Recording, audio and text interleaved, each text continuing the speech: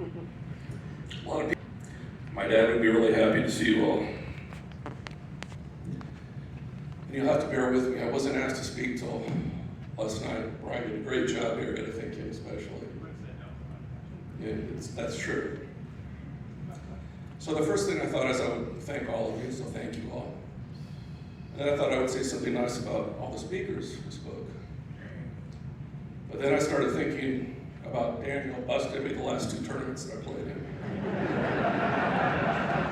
Literally. You know what's just happening and you just no compassion.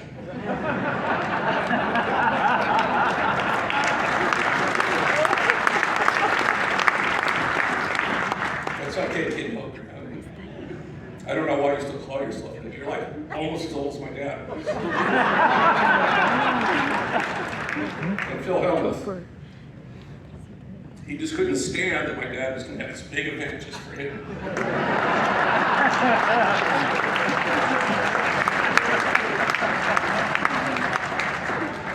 I'm not going to say he's an egomaniac, but he had to go win a bracelet for 3 hours.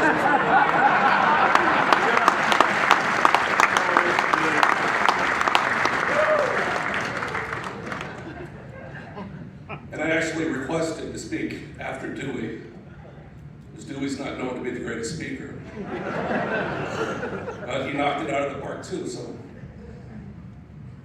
anyway, like I said, my dad would be very happy to see all of you here today. So the poker world was his second family. He probably likes you guys more than his first family. When I was a little boy, we lived in Texas, and my mom and I would drive him to the airport to go play poker to fly to Vegas. And I literally asked my mom, I said, "Mommy, why does Daddy live at the airport?"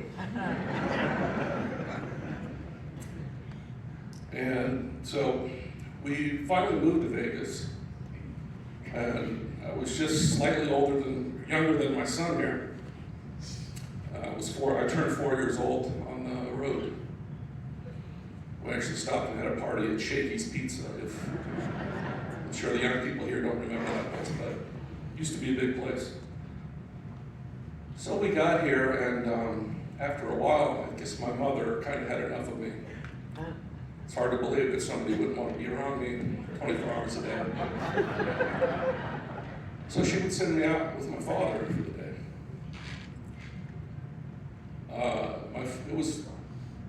It was already mentioned about the golf negotiations, and that's how his day would begin. He would wake up and get on the phone, and that phone call might be 15 minutes, it might be 3 hours, but he would find a golf game, and then off we would go. And we would play.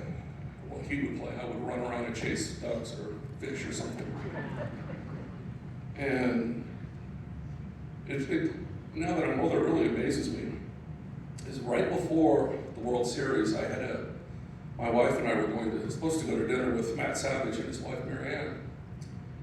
And Matt called me up almost literally in tears, saying that, my feet hurt. I played 18 holes of golf, and then an emergency 9. I can't go. I'm sorry. In contrast, my dad would go regularly play 3 rounds, 54 holes. And keep in mind, he did this up until he was, 65. And a lot of that time he weighed 450 pounds. And he did that in the Las Vegas heat, 120 degrees. And then instead of coming home, going to sleep, we would go straight to the Horseshoe or the Dunes or wherever that might be. And he'd play poker until 3 in the morning. He would send me home with some flunky or something, usually Dewey. Sorry, but then he would get up at 9 o'clock the next day and do it again. That was his whole life. Poker, golf. He never took a break, never took a vacation. It was truly amazing.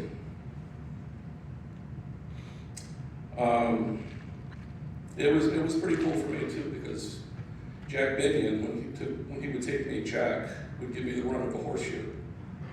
The security guards didn't like that very much. Whenever one of them would catch me, and that wasn't easy to do, I could just drop Jack's name and all was forgiven, whatever I had done. Jack, we all know how lucky Jack is. He's had a great life. He probably doesn't know quite how lucky he is, though. My father was known as the godfather of poker, but although we're not Catholic, Jack was my unofficial godfather. If my mother had died, I was going to be raised by Jack Minnie. There was one more lottery ticket you hit that my dad lasted this long.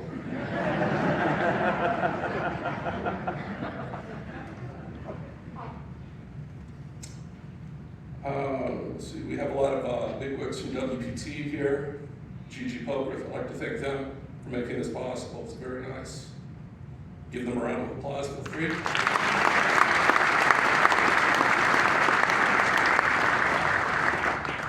And that brings me to my last story. It's one that most people don't know. And that's that my dad used to own a poker site, online poker site. And they're all sitting there saying, yeah, we don't know about Doyle's. No, I'm not talking about Doyle's. I'm talking about Highlands. Yeah, thank you. Highland Pokers. It was right after Party Poker, or not Party Poker, Paradise and Planet Poker. And much like another poker site, which I won't mention here, I don't want to embarrass a few people here, but there was a little commingling of the funds with the players' deposits. And when the doors shut, there was no money to pay the investors.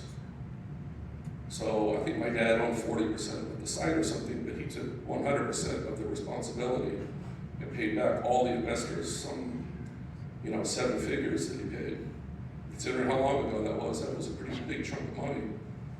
And it's something he never talked about, never took credit for, but you stop and think about that. He wasn't responsible. His name wasn't on that site. That was truly an amazing thing, in my opinion, that he did.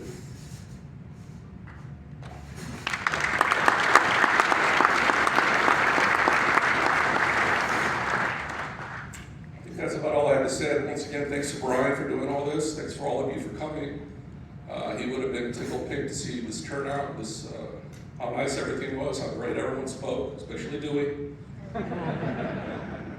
And thank you once again.